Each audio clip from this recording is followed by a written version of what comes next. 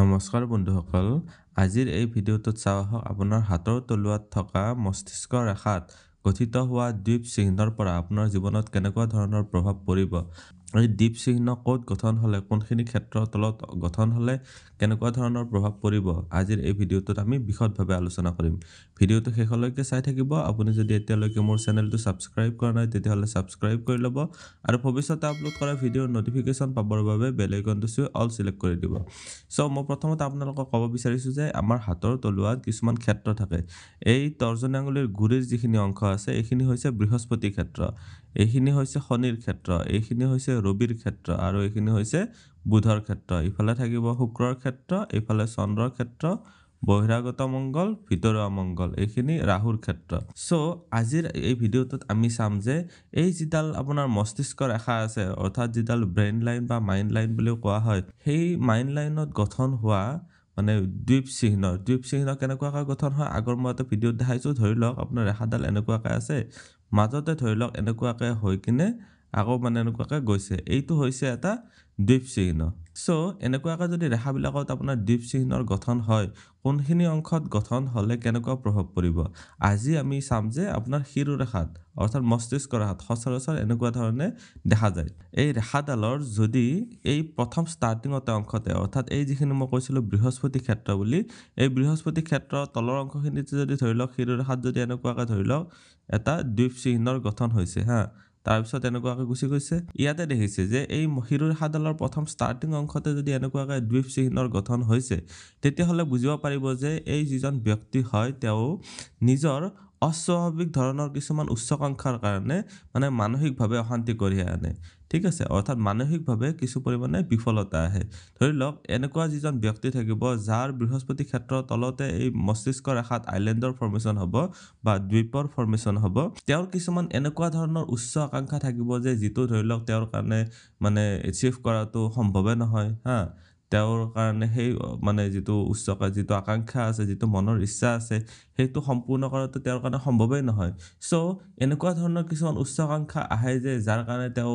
অবিৰতভাৱে কষ্টও কৰে আৰু অৱশেষত যেতিয়া বিফল হয় নহয়, তেতিয়া মানসিকভাৱে যিটো হতাশাত ভুগিবলগীয়া হয়, তেনেকুৱা ধৰণৰ অৱস্থা আহে।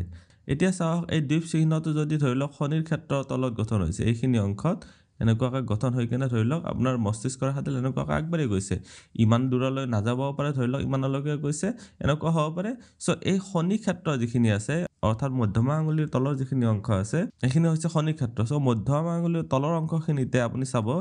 এনেকুৱা ধৰণে দ্বীপ চিহ্নৰ গঠন হৈছে। এনেকুৱা যিজন ব্যক্তিৰ থাকে তেওঁ নিজৰে কথা ভাবি কি কৰিব কি নকৰিব এনেকুৱাকৈ নিজৰ কথা ভাবিয়ে কিছু পৰিমাণে হতাশাগ্ৰস্ত হয়, মানসিকভাৱে অশান্তি আহে। তাৰপিছত এই শিৰোৰেখাডালত ধৰি লওক যদি এনেকুৱাকৈ সূৰ্য ক্ষেত্ৰৰ তলত যদি এনেকুৱাকৈ দ্বীপৰ চিহ্নৰ গঠন হৈছে, যিকোনো ধৰণে হ'ব পাৰে, ইমান ডাঙৰো হ'ব পাৰে, ইয়াতকৈ সৰুও হ'ব পাৰে, ইয়াতকৈ ডাঙৰো হ'ব পাৰে। মই ইয়াতে জাষ্ট দেখাবৰ কাৰণে কৈছোঁ। এই যিটো সূৰ্য ক্ষেত্ৰ আছে, এই সূৰ্য ক্ষেত্ৰৰ তলত ইয়াতে যদি এনেকুৱাভাৱে মস্তিষ্ক ৰেখাত যদি দ্বীপৰ চিহ্ন গঠন হৈছে, তেতিয়াহ'লে আপুনি মান সন্মান যশস্যা কীৰ্তি প্ৰাপ্তিৰ ক্ষেত্ৰত যথেষ্ট বিফলতাৰ সন্মুখীন হ'বলগীয়া হয়। অৰ্থাৎ আপুনি যিমানখিনি কষ্ট কৰিব সিমানখিনি সেই কাৰ্য অনুযায়ী আপুনি সন্মান পোৱাৰ ক্ষেত্ৰত বাধা জন্মে। সচৰাচৰ এইখিনি অকণমান ৰেয়াৰ হয়, যিটো পাবলৈ টান হয়, কাৰণ বেছিভাগৰে শিৰোৰেখা ইমানলৈ আহি শেষে হৈ যায়। কিন্তু কিছুমানৰ হাতৰ ক্ষেত্ৰত আপুনি দেখিবলৈ পাব যে এই শিৰোৰেখাডাল ইমানলৈকে আহিছে হয়, আৰু এই বুধৰ ক্ষেত্ৰ যিখিনি আছে, বুধৰ ক্ষেত্ৰৰ তলতে এইখিনি অংশতে এটা দ্বীপৰ চিহ্ন গঠন হৈছে। বুধৰ ক্ষেত্ৰৰ তলত এইখিনি হৈছে বুধৰ ক্ষেত্ৰৰ তলত যদি এনেকুৱাকৈ দ্বীপৰ চিহ্নৰ গঠন হৈছে, তেতিয়াহ'লে বুজিব পাৰিব যে এই মানুহজনে নিজৰ ধৰি লওক ব্যৱসায় হওক বা বাণিজ্যই হওক বা কিছুমান ধৰি লওক বিজ্ঞান চৰ্চাৰ ক্ষেত্ৰতে হওক বহুত চেষ্টা কৰে, কিন্তু লাষ্টত যায় তেওঁ বিফলতাৰ সন্মুখীন হ'বলগীয়া হয়। অৰ্থাৎ আপুনি বুজিব পাৰিছে যে এই দ্বীপ চিহ্নটো এটা শুভ চিহ্ন নহয়, কিছুমান দুশ্চিন্তাৰ বলি হ'বলগীয়া হয় আৰু মানসিকভাৱে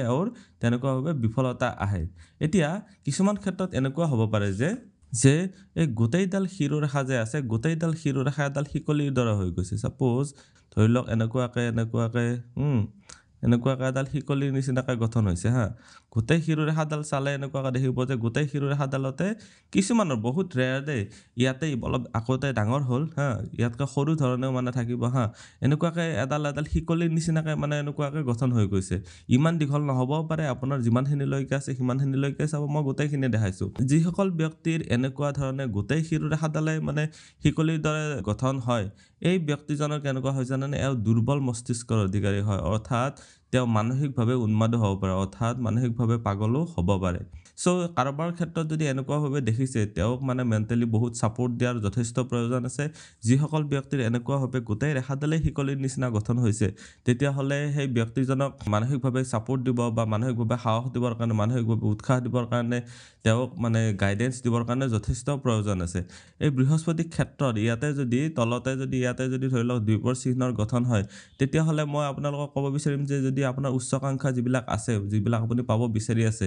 সেইটো আপুনি পাব পাৰিব নে নাই সেইটো অকণমান হিচাপ নিকাচ কৰি ল'ব হা সেইটো অকণমান কেলকুলেট কৰি ল'ব আৰু যদি পাব নোৱাৰে ছাপোজ দুজনৰ লগত আলোচনা কৰিব আপুনি যিটো ভাবি আছে পাম বুলি যদি পোৱাটো সম্ভৱেই নহয় তেতিয়াহ'লে আপুনি আঁতৰি থকাই ভাল অলপ আগতীয়াকৈ আপুনি প্লেনিং কৰি ল'ব এতিয়া আপোনাৰ যদি এই যিটো দ্বীপৰ চিহ্ন গঠন হৈছে এই শনি ক্ষেত্ৰৰ তলত গঠন হৈছে তেতিয়াহ'লেতো মই কৈছোঁ যে নিজৰ কথা ভাবিয়ে মানে নিজে কি কৰিলে কি নকৰিলে মানে এনেকুৱাকৈ ধৰি লওক ভাবি থাকোঁতে টকা পইচাৰ ক্ষেত্ৰতে হওক বা ভাবি থাকোঁতে নিজৰ কৰ্মৰ ক্ষেত্ৰত ভাবি থাকোঁতে মানে এনেকুৱা হয় নিজৰ কথা ভাবিয়ে মানে কি হয় হতাশাগ্ৰস্ত হয় চ'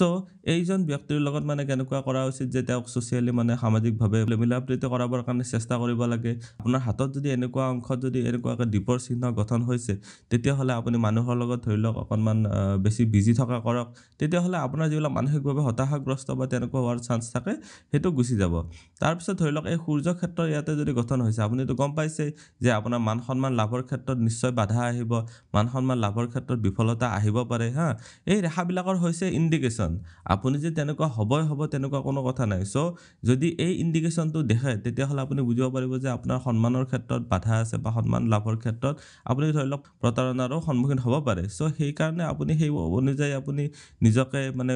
অলপ সলনি কৰিবলৈ চেষ্টা কৰক আপোনাৰ দুৰ্বলতা কি আছে আপুনি গম পালে এতিয়া এই ৰেখাডালৰ যদি আহি কিনে ধৰি লওক বুধৰ ক্ষেত্ৰতে এনেকুৱাকৈ দ্বীপৰ চিহ্নৰ গঠন হৈছে চ' আপুনি ব্যৱসায় বাণিজ্যৰ ক্ষেত্ৰৰ পৰা দূৰত থকাই ভাল হা বা আপুনি ব্যৱসায় বাণিজ্য যদি কৰি আছে অতিশয় সাৱধান হোৱাৰ মানে প্ৰয়োজন আপুনি পাৰ্টনাৰশ্বিপত মোৰ মতেদি কৰক অকলে কোনো বিজনেছ কৰাটো ঠিক নহ'ব আপুনি ধৰি লওক মানসিকভাৱে ভাঙি পৰিব পাৰে চ' আজিৰ এই ভিডিঅ'টোত আপোনালোকক জনালোঁ আপোনাৰ হাতৰ তলুৱাত থকা দ্বীপৰ চিহ্নই কি বুজায় ঠিক আছে আপোনাৰ হাতৰ তলুৱাত থকা শিৰোৰেখাত থকা দ্বীপৰ চিহ্নই কি বুজায় চ' ভিডিঅ'টো চাই কেনেকুৱা লাগিল কমেণ্টত নিশ্চয় জনাব আপোনাৰ যদি হাতৰ এনালাইচিছ বিচাৰে তেতিয়াহ'লে হোৱাটছএপত মেছেজ কৰিব পাৰে ধন্যবাদ এইটো ভিডিঅ'ত আগবঢ়োৱা জ্ঞানখিনিৰ পৰা যদি আনৰো উপকাৰ হ'ব ভাবে তেনেহ'লে বন্ধুবৰ্গ আত্মীয় স্বজন আৰু চিনাকি মানুহৰ সৈতে শ্বেয়াৰো কৰিব আপোনালোকে নেক্সট ভিডিঅ' কিহৰ ওপৰত চাব বিচাৰে কমেণ্টত জনাব ধন্যবাদ